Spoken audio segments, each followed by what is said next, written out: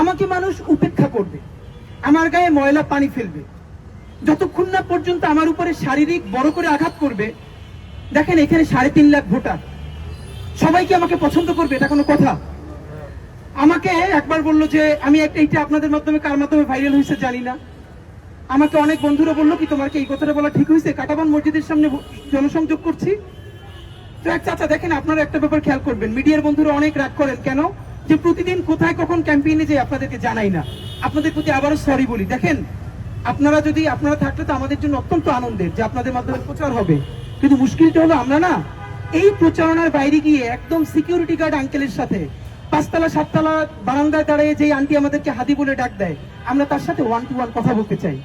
এই জন্য আপনারা দেখবেন আমরা যখন যাই আমাদের টিমে 8-10 জন আর বেশি কেউ থাকে না, এবং তাও আমি যখন কোন একটা স্কুলের সামনে, কলেজের সামনে বা মসজিদের সামনে দাঁড়াই, দেখবেন আমার দুই পাশে কেউ থাকে না, ওই কর্নারে একজন, ওই কর্নারে একজন। এই যে আমরা এখানে একটু প্রচারণা করলে কিছু তো ডিস্টার্ব মানুষের হবেই। আমাদের এবারে সব থেকে বড় পলিসি হলো মানুষকে কত কম বিরক্ত করে, কত কম ডিস্টার্ব করে ইলেকশন ক্যাম্পেইন করা যায়। আলহামদুলিল্লাহ এটা আমরা এস্টাবলিশ করে ফেলেছি।